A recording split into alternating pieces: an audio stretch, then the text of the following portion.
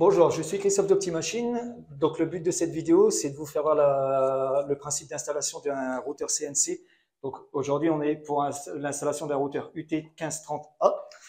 Donc, c'est un routeur CNC piloté par un ordinateur avec un logiciel pour faire de la programmation et pour pouvoir usiner, que la machine usine toute seule pratiquement. Donc là, on va vous faire plusieurs petits tutos pour vous expliquer exactement comment la machine se monte pièce par pièce. Bon, là, pour des raisons d'expédition, pour notre client, on a dû déjà monter quelques éléments pour le transport. Donc on n'avait pas le choix, pour tout ce qui est manutention et tout ça, on n'avait pas trop le choix. Donc du coup, on a quand même des choses qui sont déjà montées d'origine, mais je vais quand même vous faire une petite présentation pour vous dire comment vous recevez votre machine en quittant en général. Alors là, le but, ce qu'on peut voir sur le routeur, c'est qu'on a vu positionner à sa position définitive, à son emplacement définitif. Et le but maintenant, c'est de venir avec deux transpalettes, donc un de chaque côté. On va lever le routeur et le but, c'est de venir installer les patins qui se présentent comme ça. Donc ça, on viendra le poser au sol. On viendra passer la tige ici dedans. Voilà. Ici. On viendra mettre un premier écrou. Donc là, le but, une fois qu'on a mis son écrou, on viendra mettre la rondelle ici. On viendra mettre en position le bâti du routeur ici, comme ça, dessus. OK? Comme ça. Et on viendra, pour tout bloquer, on viendra mettre la deuxième rondelle et l'écrou de serrage définitif. Avec les deux écrous. Donc là, je vous ai fait la présentation du pied anti-vibratoire et pour faire la géométrie de la machine. Donc là, on va vous refaire un plan un peu plus près de la machine par rapport au socle pour vous faire voir comment on va procéder à l'installation. Donc, vous voyez bien ici, le patin au sol, la tige filetée avec son écrou en dessous avec sa rondelle, la rondelle au-dessus et l'écrou qu'on viendra mettre ici pour bloquer définitivement une fois que la machine sera en géométrie. Donc là, pour l'instant, on les a juste mis tout autour de la machine. Et là, maintenant, on va procéder à la géométrie. Et donc, on va travailler deux niveaux de précision à 2 centièmes sur 1 mètre. Notre patin ici. Je vais passer ma tige ici. Je vais venir passer une rondelle. Voilà.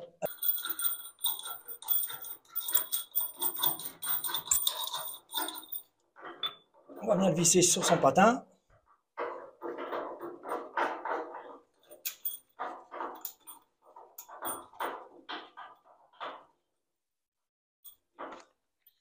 On va prendre la deuxième rondelle avec son écrou et on va venir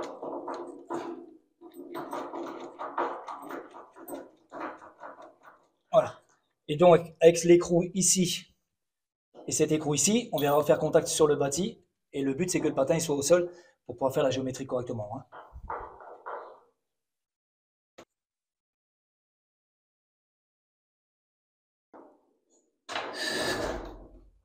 Voilà. Hop. Donc là, on a retiré les deux transpalettes de chaque côté de la machine pour pouvoir poser le routeur à son emplacement définitif et qu'il vienne bien reposer sur ses patins. Donc le but, avant de faire la géométrie, c'est que le routeur pose sur les 4 patins des 4 coins, donc ici, ici et à l'opposé bien sûr, et que les patins du milieu soient libres.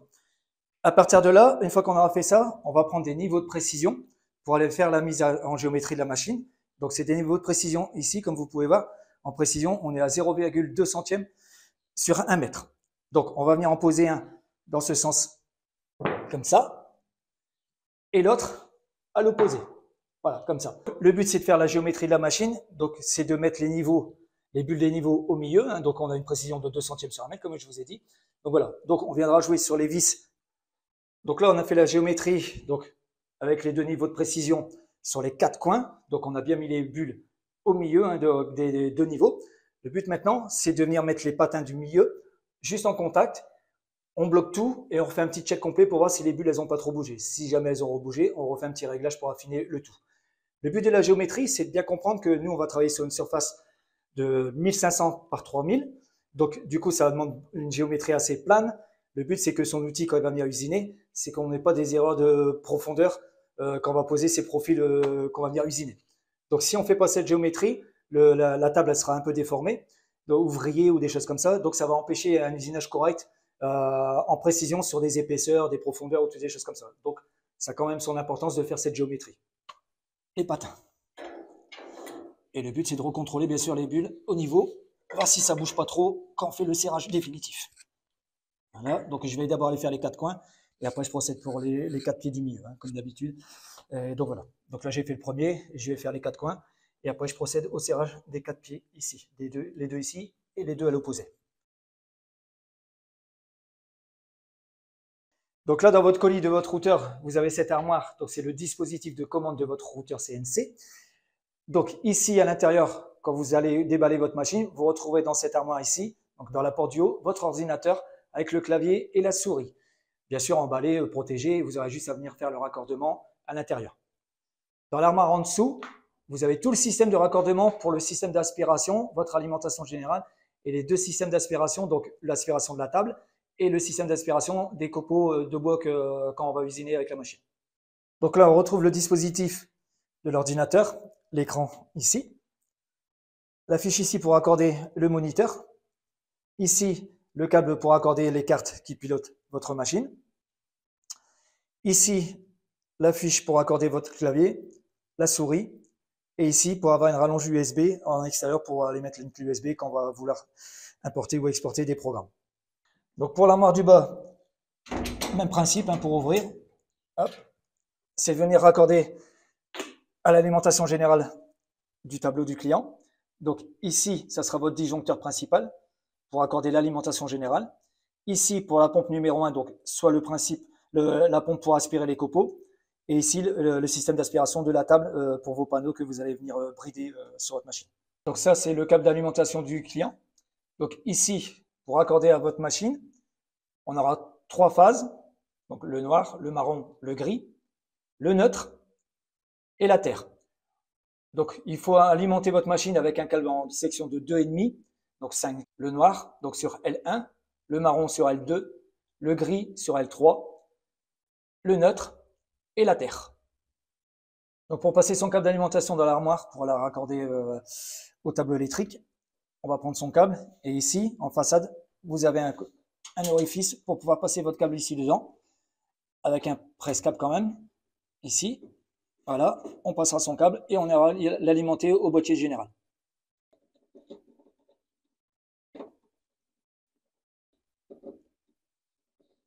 Vous voyez, je suis en train de raccorder électriquement, hein, donc pour l'alimentation générale. Donc comme je vous disais, le noir sur le L1, marron L2, le gris donc L3.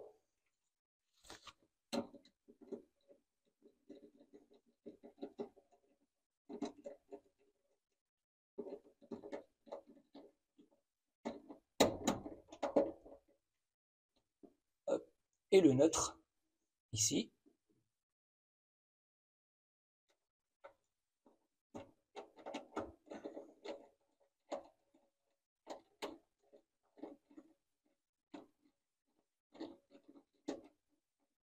Regardez le fil de terre juste à côté du disjoncteur principal.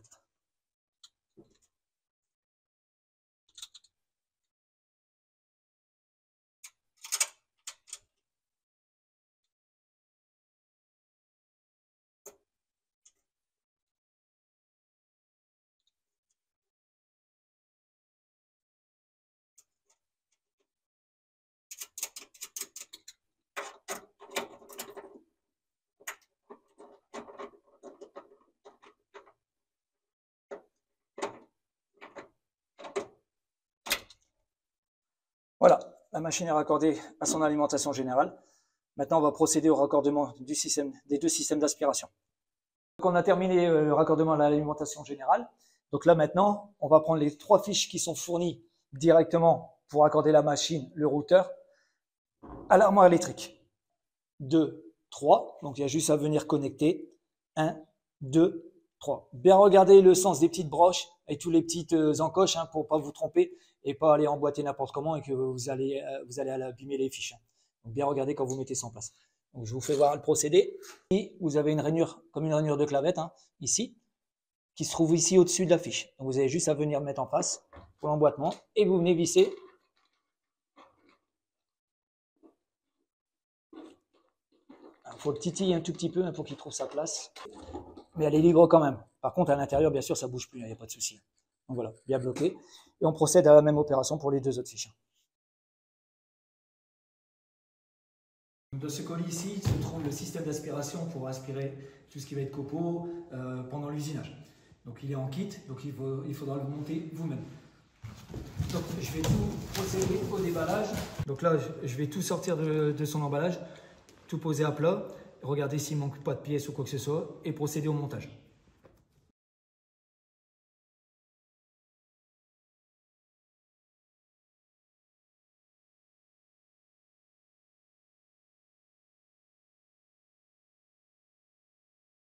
Monter les roulettes pour qu'on puisse déplacer le système d'aspiration comme on veut dans son atelier. Comment vous avez mis à le fixer? Donc on viendra mettre ça ici. Clac, clac, clac. Avec les deux vis. Hop. Donc on va enlever l'adhésif pour venir positionner le joint ici. On va bien regarder à bien le coller au niveau des perçages, des trous taraudés, pardon. Voilà. Et donc on va prendre ce coude ici et on va venir le fixer. Donc vous ne trompez pas de sens, hein. De toute façon il n'y a qu'un sens. Donc si jamais vous voyez que vous n'avez pas le monté, c'est que vous êtes trompé de sens de montage. Donc on viendra l'adapter ici. Donc on va tout dévisser et on va venir le mettre ici au contact du joint et tout revisser.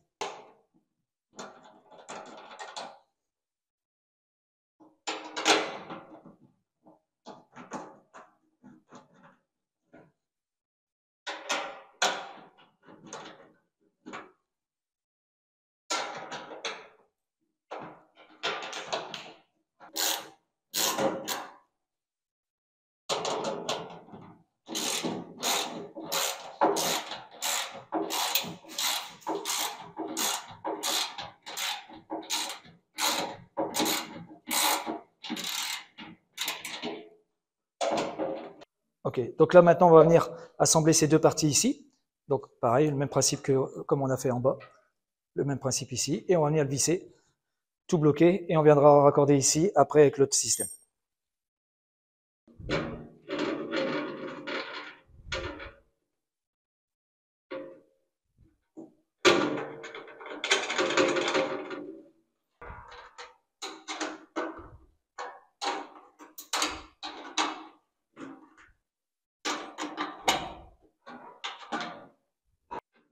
Donc ici, pour venir fixer, et ici.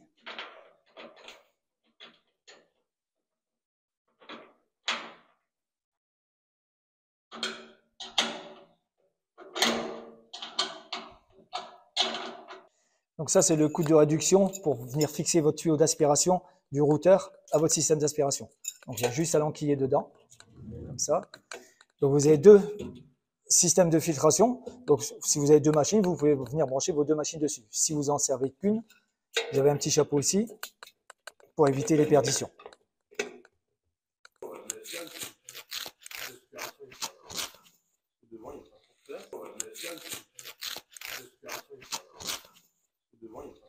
Donc dans votre colis, vous avez deux sacs différents. Donc ne vous trompez pas de modèle surtout.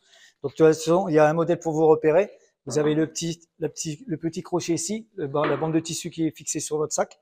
Pour venir l'accrocher, on voit que lui, il est plus fin par rapport à ici. Donc ça sera votre sac pour récupérer la sciure de copeaux, de bois. Donc on va venir l'emboîter juste en dessous. Il y a une gorge qui est faite exprès pour venir l'emboîter dedans, comme j'ai fait pour le filtre au-dessus.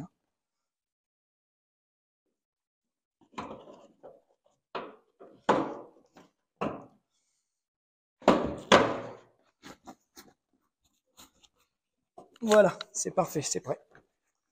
Donc on n'a plus qu'à le raccorder électriquement sur la machine.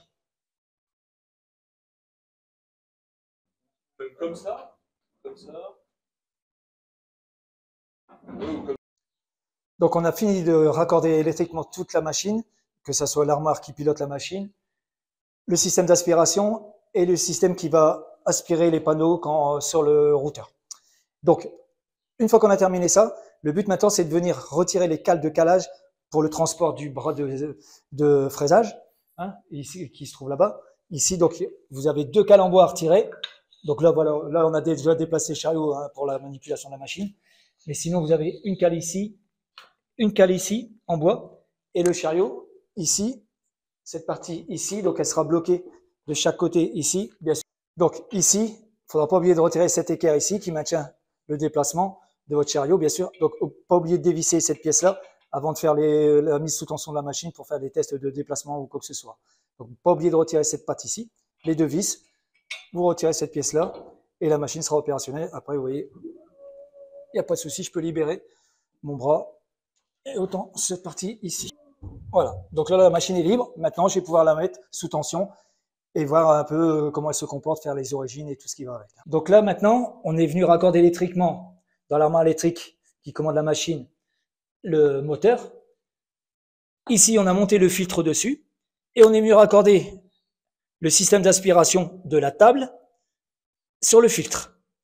Donc, vous avez des ailettes ici. Donc, ça va vous permettre de pouvoir dévisser, enlever ce chapeau ici pour pouvoir enlever votre filtre et le nettoyer. Quand vous allez resserrer les ailettes, ne serrez pas trop fort, juste histoire de serrer qu'il n'y ait pas de prise d'air.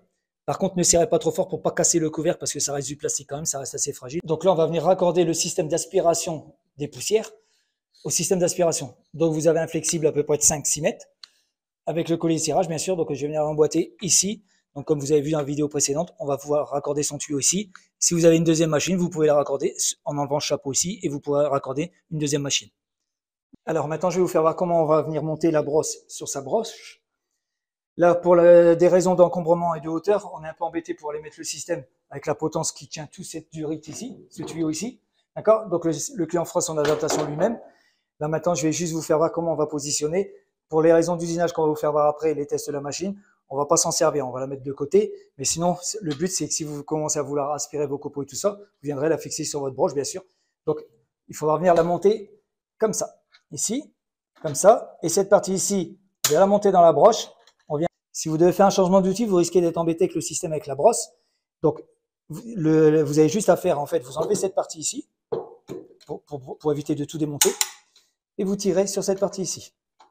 Clac. Vous retirez cette partie ici, vous retrouvez cette partie ici qui sera fixée. Ça vous permet de venir démonter vos outils et les changer. Et en même temps, ça vous permet de voir vos outils quand vous venez tangenter sur vos pièces ou faire autre chose, bien sûr. Alors, on se retrouve avec deux cellules de sécurité. Le but, c'est pour éviter que quand pendant un usinage ou autre, vous vous déplaciez vers la machine se coupera pour se mettre en sécurité, pour éviter un accident, bien sûr, ou une collision ou autre, hein, bien sûr. Donc là, le but, c'est d'en mettre une de chaque côté. Pour des raisons pour faire cette vidéo et tout ça, on les a mis l'une comme ça, l'une contre l'autre, et le client après les adaptera selon où il veut les mettre pour se mettre en sécurité, bien sûr. Là, pour juste réaliser la vidéo, je les ai juste mis comme ça pour qu'elles tombent face à face. Donc le but, c'est qu'elles soient vraiment alignées. Il faut qu'elles soient allumées toutes les deux en vert. Si elles sont pas allumées en vert, c'est qu'elles sont pas bien en face, donc ça pourra pas, la machine ne pourra pas démarrer. Donc je vais mettre la machine en route pour que vous puissiez voir un peu la petite lumière verte. Donc on voit bien ici, c'est bien en vert. Celle à l'opposé, elle est en vert aussi. Et vous voyez, si je passe ma main, hop, ça passe au rouge. Donc elle se met en sécurité, la machine. Vous avez des modèles avec 4 cellules de sécurité. Donc vous allez avoir 4 câblages différents, bien sûr. Mais en tout cas, vous allez toujours voir pour les deux cellules qui doivent se rencontrer, c'est une fiche de 3 et une fiche de 4. À l'opposé, ça sera une fiche de 3 et une fiche de 4. Quand vous recevez votre machine, normalement tout est repéré, donc vous n'allez pas avoir de souci pour les mettre en place. Le but, c'est de bien voir que vos cellules soient toujours en vert, que ça soit 2, 4 ou 6 cellules. Je vous fais voir maintenant un peu le principe de la table d'aspiration. Donc vous voyez ici, à chaque orifice, vous avez un petit plot en plastique. C'est si jamais vous voulez pas vous servir de cette partie ici, vous pouvez venir boucher avec les petits bouchons. Donc ici, ici, vous voyez, vous en avez un peu partout sur votre machine. Quand vous voulez vous servir du système d'aspiration de cette partie ici, on va venir retirer les bouchons. Et on va venir, si on regarde bien, on va venir ouvrir la vanne qui correspond à la table qu'on veut se servir, la table de travail. Donc ici, on a bien enlevé les bouchons sur la vidéo précédente. Ici, si je veux fermer la vanne, je la fermerai comme ça, off. Si je veux me servir de cette partie ici, je vais ouvrir et je fermerai toutes les autres parties qui ne servent pas. Vous pouvez modifier le système d'aspiration de votre table avec les joints. Vous pouvez les déplacer différemment selon la section que vous allez vouloir aspirer. Donc, la dimension des joints, vous pouvez les modifier. Vous pouvez retrouver ça en fourniture à part, bien sûr, en pièces détachées. On peut vous fournir ça sans problème. Donc, vous avez juste enlevé la bande de joint et vous venez la placer au carré où vous voulez aspirer, bien sûr.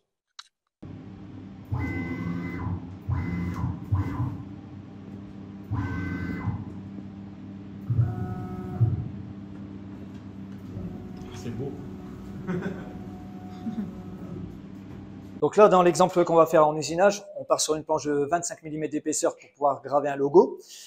La zone de maintien de la pièce, on est vu placer un joint ici différemment pour pouvoir prendre les points d'aspiration et qu'il n'y ait pas de prise d'air quelque part.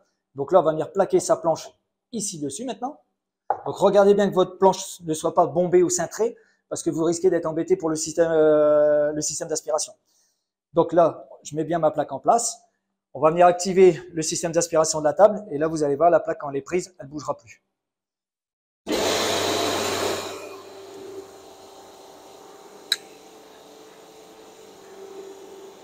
Voilà, donc là, vous voyez, la plaque, elle est bien maintenue, elle ne peut pas se sauver.